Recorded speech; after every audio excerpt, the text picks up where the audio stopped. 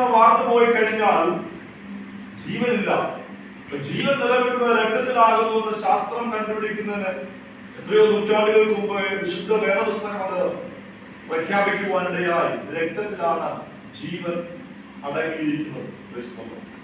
അങ്ങനെ ലേവ്യപുസ്തകത്തിൽ അനേകമായിരിക്കുന്ന വൈറസുകളുടെ സാംക്രമിക രോഗങ്ങൾ പരക്കപ്പെടുന്നതിനുള്ള തടസ്സമായി കൈകാലുകൾ കഴുകണം, ശുദ്ധി പ്രാപിക്കണം എന്നുള്ളതായ കാര്യങ്ങളൊക്കെ ലേവ്യപുസ്തകത്തിൽ നമുക്ക് വായിക്കാൻ കഴിയുന്നുണ്ട്. നമ്മുടെ കൊറോണ ബാധിച്ച സമയത്ത് സോപ്പിട്ട് കഴുകണം എന്നുള്ളതായ ആ ശീലം നമ്മളെല്ലാവരും പഠിക്കുവാനിടയാണ്. വൈറസുകൾ നമ്മൾ പകരാതിരിക്കേണ്ടത് ശുദ്ധീകരണം പ്രാപിക്കണമെന്നും അകലം പാലിക്കണമെന്നുള്ളതായ നിയമം ലേവ്യപുസ്തകത്തിൽ വ്യക്തമായിട്ട് രേഖപ്പെടുത്തിയിട്ടുണ്ടായിരുന്നു. അതുപോലെ യോബിന്റെ പുസ്തകത്തിലേക്ക് വരുമ്പോൾ 26-ാം അധ്യായം അതിന്റെ 7-ാമത്തെ വാക്യത്തിൽ ഇങ്ങനെയാണ് വായിച്ചത്. യോബ് 26-ന്റെ 7-ാമത്തെ ഉത്തരദിക്കിനെ അവൻ ശൂന്യത്തിന്മേൽ വിരിക്കുന്നു, ഭൂമിയെ നാസ്തികത്തിന്മേൽ തൂക്കുന്നു. 2000 കാലഘട്ടങ്ങളിൽ എഴുതപ്പെട്ടതായ ഒരു പുസ്തകമാണ് യോബിന്റെ പുസ്തകം. ആ പുസ്തകത്തിനകത്ത് ദൈവാത്മാവ് ഇങ്ങനെ രേഖപ്പെടുത്തിയിരിക്കുകയാണ്: ഉത്തരദിക്കിനെ അവൻ ശൂന്യത്തിന്മേൽ വിരിച്ചിരിക്കുന്നു. ഉത്തരദിക്ക്, ഭൂമിയുടെ ഉത്തരദിക്ക്, നോർത്തേൺ പോൾ എന്ന് പറയുന്ന ആ ഭാഗത്തേക്ക് നമ്മൾ നോക്കിയാൽ അവിടെ മുഴുവൻ ശൂന്യതയാണ്. ഒരു ടെലിസ്കോപ്പ് വെച്ച് നമ്മൾ ആകാശത്തേക്ക് വീക്ഷിക്കുമ്പോൾ എല്ലാ ദിക്കുകളിലേക്ക് നോക്കിയാൽ നമ്മുടെ നഗ്നനേത്രങ്ങൾക്ക് കൊണ്ട് കാണുവാൻ കഴിയാത്ത നക്ഷത്ര സമൂഹങ്ങളെ ധാരാളമായിട്ട് നമുക്ക് ടെലിസ്കോപ്പിൽ കൂടെ കാണുവാൻ കഴിയും. ആ വ്യത്യസ്തമായ ദിക്കുകളിലേക്ക് വെച്ച് നോക്കുന്ന ടെലിസ്കോപ്പ് നേരെ ഉത്തരദിക്കിലേക്ക് തിരിച്ചാൽ അവിടെ വെറും ശൂന്യത മാത്രമാണ് നമുക്ക് കാണുവാൻ കഴിയുന്നത്. ടെലിസ്കോപ്പ് ഒക്കെ കണ്ടുപിടിക്കുന്നതിന് മുമ്പ് തന്നെ 21-ാം നൂറ്റാണ്ടിൽ ശാസ്ത്രം കണ്ടുപിടിച്ച ഈ സത്യങ്ങളെ അത് ശാസ്ത്രം രേഖപ്പെടുത്തുന്ന എത്രയോ നൂറ്റാണ്ടുകൾക്ക് മുമ്പ് BC 2000 ആണ്ടിൽ എഴുതപ്പെട്ട പുസ്തകത്തിൽ ദൈവത്തിന്റെ വചനത്തിനകത്ത് ദൈവാത്മാവ് രേഖപ്പെടുത്തി ഉത്തരദിക്കിനെ ദൈവം ശൂന്യത്തിന്മേൽ വിരിച്ചിരിക്കുന്നു. ഉത്തര ദിക്കിൽ, നോർത്തേൺ പോളിൽ നക്ഷത്ര സമൂഹങ്ങളെ കാണുവാൻ കഴിയുകയില്ല എന്ന് ശാസ്ത്രം കണ്ടുപിടിക്കുന്നതിന് മുമ്പ് തന്നെ ദൈവത്തിന്റെ ആത്മാവ് അത് രേഖപ്പെടുത്തുവാൻ. വാക്യത്തിന്റെ 2-ാമത്തെ ഭാഗം, ഭൂമിയെ നാസ്തിത്വത്തിന്മേൽ തൂക്കുന്നു. ദൈവം ഭൂമിയെ ശൂന്യതയിൽ മേൽ, നത്തിങ്ലെസ്, ഒന്നുമില്ലായ്മയിൽ തൂക്കി നിർത്തിയിരിക്കുന്നു. ഈ ശാസ്ത്രീയ സത്യം നമ്മൾ മനസ്സിലാക്കിയത് ഐസക് ന്യൂട്ടന്റെ തലയിൽ ആപ്പിള് വീണതായ അതിനുശേഷമായ കാലഘട്ടത്തിലാണ്. ദൈവത്തിന്റെ സ്തോത്രം. ഗ്രാവിറ്റി നിയമത്തെ ഐസക് ന്യൂട്ടൻ കണ്ടുപിടിക്കുവാനിടയായി. എന്തുകൊണ്ട് ആപ്പിൾ മുകളിലേക്ക് പോയി താഴേക്ക് തന്നെ വീണു എന്ന ചിന്ത തന്നെ ഗ്രാവിറ്റി നിയമം കണ്ടുപിടിക്കുവാനായിട്ട് സഹായിച്ചു. അങ്ങനെ ലോകത്തിലെ പല മതചിന്തകളിലും ഉണ്ടായിരുന്ന വിശ്വാസത്തെ തകിടം മറിച്ചുകൊണ്ട് ശാസ്ത്രം പറഞ്ഞു, ഭൂമി നിൽക്കുന്നത് ശൂന്യത്തിന്മേലാണ്. അതുവരെ ഉണ്ടായിരുന്ന പല മാസിഡോണിയൻ വിശ്വാസങ്ങൾ, ബാബിലോണിയൻ വിശ്വാസങ്ങളൊക്കെ ഉണ്ടായിരുന്നു. ഗ്രീക്കുകാരുടെ വിശ്വാസങ്ങൾ, ഈജിപ്ഷ്യൻ വിശ്വാസങ്ങൾ, നമ്മുടെ ഇന്ത്യൻ വിശ്വാസങ്ങൾ, പല രീതിയിലുള്ള ചിന്തകളായിരുന്നു അവൻ മുൻപോട്ട് വെച്ചത്. മതവിശ്വാസങ്ങൾ. 4 തൂണിന്മേൽ ഭൂമി നിൽക്കുന്നു. ഒരു വലിയ 4 ആനകളുടെ പുറത്ത് ഭൂമി ഇരിക്കുകയാണ്. ഈ 4 ആനകൾ വലിയ ഒരു ആമയുടെ പുറത്തു കയറി നിൽക്കുന്നു. ഈ ആമ സമുദ്രത്തിൽ പാലാഴിയിൽ കൂടെ കടന്നു പോയിക്കൊണ്ടിരിക്കുന്നു. ഇങ്ങനെയൊക്കെയുള്ള ചിന്തകൾ ഉണ്ടായിരുന്നു. അറ്റ്ലസ് എന്ന് പറയുന്ന വലിയ ദേവൻ തന്റെ തോളിൽ ഭൂമി അങ്ങനെ താങ്ങിക്കൊണ്ട് നിൽക്കുകയാണെന്ന് ഗ്രീക്ക് തത്വചിന്തകന്മാർ, ഗ്രീക്ക് മതവിശ്വാസങ്ങൾ പഠിപ്പിക്കുവാനിടയായി. അങ്ങനെ വ്യത്യസ്തമായിരിക്കുന്ന മതങ്ങൾ വ്യത്യസ്തമായ രീതിയിൽ ഭൂമിയിൽ നിൽക്കുന്നതിനെ കുറിച്ചും അതിന്റെ ഉൽപ്പത്തിയെ കുറിച്ചും ഒക്കെ പ്രതിപാദിക്കുമ്പോൾ വിശുദ്ധ വേദപുസ്തകം ഒക്കെ വ്യത്യസ്തമായിട്ട് പറഞ്ഞു. ദൈവം ഭൂമിയെ ഉണ്ടാക്കി, ദൈവം ഭൂമിയെ ഒന്നുമില്ലായ്മയിൽ ശൂന്യതയിൽ നിർത്തിയിരിക്കുന്നു എന്ന് പറയുമ്പോൾ 21-ാം നൂറ്റാണ്ടിൽ ഐസക് ന്യൂട്ടന് മുമ്പുള്ള കാലഘട്ടങ്ങളിൽ ഈ ബൈബിൾ വാക്യം പ്രസംഗിച്ചു കഴിഞ്ഞാൽ എത്രയോ ഭോഷനായിരിക്കുന്ന, മണ്ടനായിരിക്കുന്ന, വിഡ്ഢിയായിരിക്കുന്ന ഒരു വ്യക്തിയാണ് ഈ ബൈബിൾ വിളിച്ചുകൊണ്ട് പറഞ്ഞുകൊണ്ട് നടക്കുന്നതെന്ന് ലോകം അവൻ അപമാനിക്കുമായിരുന്നു. അങ്ങനെ അനേകർ ശിക്ഷിക്കപ്പെട്ടിട്ടുണ്ട്, കൊല ചെയ്യപ്പെട്ടിട്ടുണ്ട്. എന്നാൽ 21-ാം നൂറ്റാണ്ടിൽ ഐസക് ന്യൂട്ടന് ശേഷം ഭൂമി ശൂന്യതയിലാണ് നിൽക്കുന്നത് എന്ന് ശാസ്ത്രം കണ്ടുപിടിച്ചപ്പോൾ മറ്റു മതവിശ്വാസങ്ങൾ പറഞ്ഞതായ ചിന്തകളൊക്കെ അത് ഭോഷത്വമായി മാറിയെങ്കിലും വിശുദ്ധ വേദപുസ്തകം പറഞ്ഞ ചിന്തകൾ ഇന്നും അത് അനന്യമായി നിലനിൽക്കുകയാണ്. അതിന് മാറ്റമുണ്ടായില്ല. ശാസ്ത്രം മാറി വരും. ശാസ്ത്രം വാക്കുകൾ മാറ്റി മാറ്റി പറയുമ്പോൾ ഇന്നത്തെ കണ്ടുപിടുത്തത്തിന് അപ്പുറമായിട്ട് പിന്നെയും ഗവേഷണം നടക്കുമ്പോൾ അത് മാറ്റി എഴുതുമ്പോൾ ദൈവത്തിന്റെ വചനം മാറ്റമില്ലാതെ ഇന്നും ഇന്നലെയും ഇന്നും എന്നേക്കും അനന്യമായി നിലകൊള്ളുന്ന ഒന്നാണ്. 2000 എഴുതപ്പെട്ടതായ വചനം ഇന്നും അങ്ങനെ തന്നെ പറയുന്നു. ഭൂമിയെ ദൈവം ശൂന്യതയിൽ നിർത്തിയിരിക്കുന്നുവെന്ന് വിശുദ്ധ വേദപുസ്തകം വിളിച്ചു പറയുവാനിടയാണ്. ദൈവത്തിന്റെ സ്തോത്രം. അവൻ ഉത്തരദിക്ക് ശൂന്യതയിലാണ് എന്ന് വിശുദ്ധ വേദപുസ്തകം പറയുവാനിടയായി. അങ്ങനെ അനേകമായിരിക്കുന്ന ദൈവിക ശാസ്ത്രീയ സത്യങ്ങളെ കുറിച്ച് നമുക്ക് തിരുവനന്തപുരത്തിൽ കൂടെ കാണുവാനായിട്ട് കഴിയുന്നുണ്ട്. യെശയ്യാപ്രവാചകന്റെ പുസ്തകം 40-ാം അധ്യായത്തിന്റെ 22-ാമത്തെ വാക്യത്തിൽ ദൈവം ഭൂമിയുടെ സർക്കിളിനെ വിരിച്ചിരിക്കുന്നു എന്ന് വായിക്കുന്നു. The circle of the earth എന്നാണ് അവിടെ വായിക്കുന്നത് ഇംഗ്ലീഷ് ബൈബിളിൽ. ഭൂമി ഒരു സർക്കിളിനാണ്, വൃത്താകൃതിയിലുള്ളതാണ് എന്ന് വിശുദ്ധ വേദപുസ്തകം വിളിച്ചു പറയുവാനിടയായി. അതിന്റെ ഇംഗ്ലീഷ് പരിഭാഷയിലേക്ക് നമ്മൾ നോക്കുമ്പോൾ ഇത് വ്യക്തമായി കാണുവാനായിട്ട് കഴിയുന്നുണ്ട്. ഭൂമി ഉരുണ്ടതാണ് എന്ന് പറയുവാൻ വിശുദ്ധ വേദപുസ്തകം നൂറ്റാണ്ടുകൾക്ക് മുമ്പ് വിളിച്ചു പറഞ്ഞതായ സത്യമാണ്. ഭൂമിയെ ശൂന്യത്തിന്മേലാണ് ദൈവം നിർത്തിയിരിക്കുന്നതെന്ന് വിശുദ്ധ വേദപുസ്തകം നൂറ്റാണ്ടുകൾക്ക് മുമ്പ് വിളിച്ചു പറയുവാനിടയായി. ഉത്തരദിക്ക് ശൂന്യതയാകുന്നു, അവിടെ ശൂന്യതയാണ് കാണപ്പെടുന്നതെന്ന് ദൈവത്തിന്റെ വചനം നൂറ്റാണ്ടുകൾക്ക് മുമ്പ് വിളിച്ചു പറയുവാനിടയായി.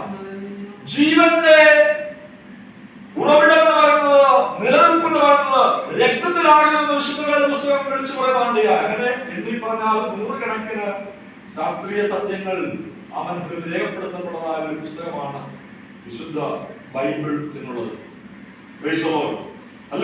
ശാസ്ത്രീയപരമായി മാത്രമല്ല ചരിത്രപരമായും ഈ വേദഗ്രന്ഥം വളരെ അവൻ പ്രാധാന്യം അർഹിക്കുന്നതാണ്.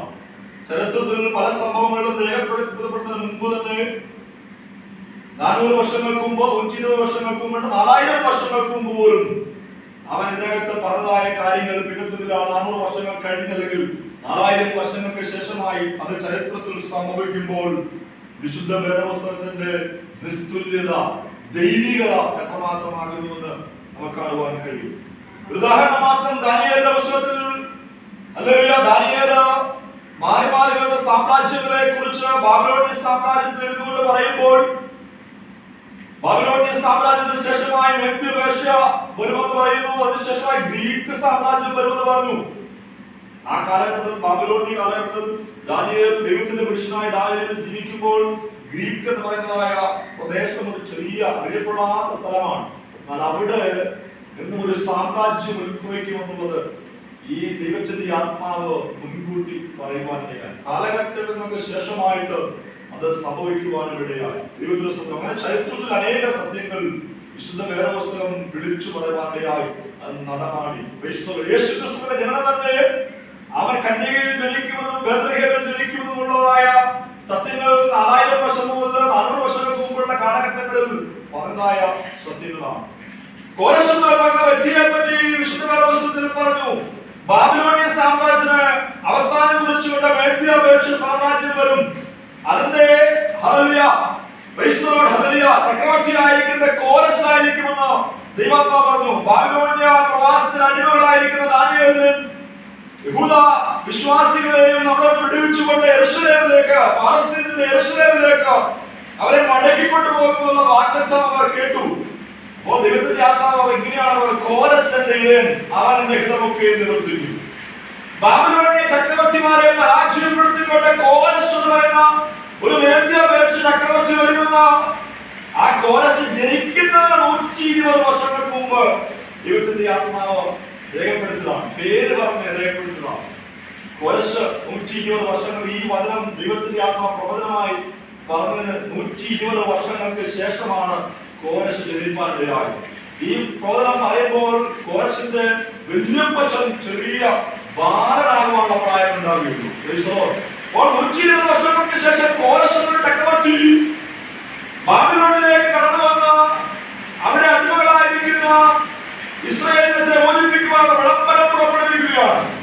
ബാബിലോണിയ സാമ്രാജ്യത്തിന് അവസാനം വരുത്തിക്കൊണ്ട് ചക്രവർത്തിയെ പരാജയപ്പെടുത്തിക്കൊണ്ട് മേദ്യപേർഷ്യ സാമ്രാജ്യം പുറപ്പെടുവിക്കുവാനായി.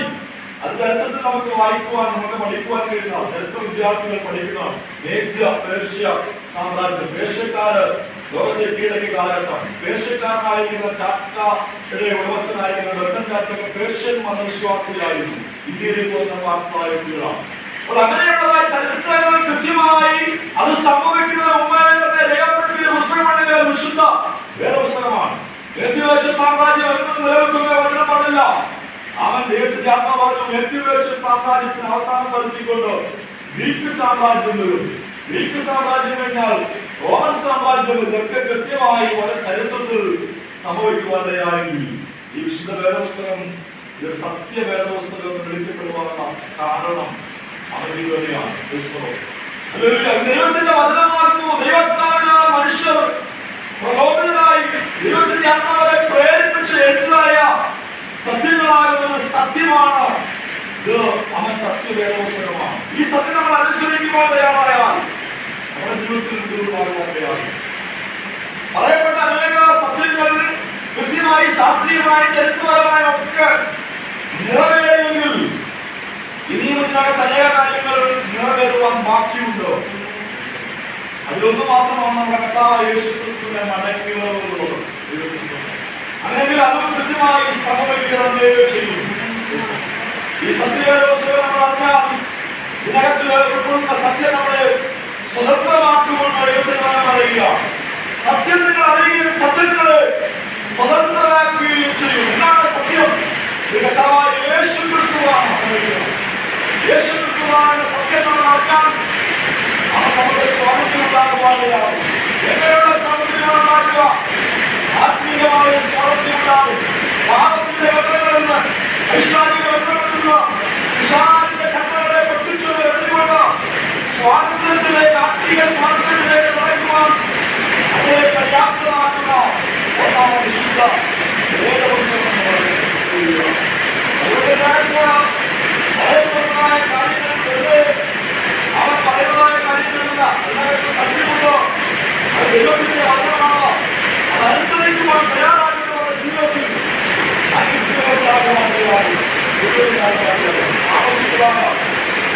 നമ്മളെ ഉപയോഗിക്കുവാൻ കഴിയുന്ന ഏക അവന്റെ വ്യക്തികളുടെ ഈശ്വരമായ കഥാവായ യേശു മാത്രമാണ്. ആകർഷിക്കപ്പെടുവാൻ ആകാശത്തിലേക്ക് മനുഷ്യനെ നമ്പപ്പെടുത്താൻ വേറൊരു നാമമില്ല.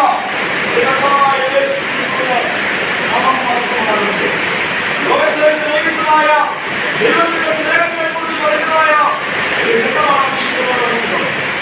അവ ശത്രുക്കളെ സ്നേഹിക്കുക എന്ന് പഠിപ്പിച്ചതായ ദൈവത്തിന്റെ വചനമാണ് വിശുദ്ധവേദപുസ്തകം. കൊല്ലുവാനും തുടരുവാനും മറ്റുള്ളവരെ പഠിപ്പിക്കുന്നതായ അനേക സംഘടനകളുടെ പ്രസ്ഥാനങ്ങളുണ്ട്. യേശുക്രിസ്തു അങ്ങനെയല്ല പഠിപ്പിച്ചത്. യേശുക്രിസ്തു ആരെ കൊല്ലുവാൻ വേണ്ടി അറിയിച്ചുള്ള തിരുമല്ല. യേശു മരിക്കുവാൻ വേണ്ടി ഏകവ്യക്തിയാണ്. അവന്റെ ജീവൻ അർപ്പിച്ചുകൊണ്ട് മാനവരാശിയെ പാവപ്പെട്ടതായ അനുഭവിക്കുവാൻ യേശു കർത്താവ് കൽവരിയിൽ മരത്തിന്റെ ഭൂമി മരണത്തെ വഴിപാടില്ല. അങ്ങനെ അവർക്കാണ് അനേക മരണഭീതി അറ്റങ്ങളായിരുന്നവരെ കർത്താവ് വിളിച്ചു. അവരെ നോക്കുമ്പോൾ യേശു കർത്താവ് അനേകത്തിൽ ജീവൻ കൊടുക്കുവാന്റെ കോണം മരണത്തെ ജയിച്ചുകൊണ്ട്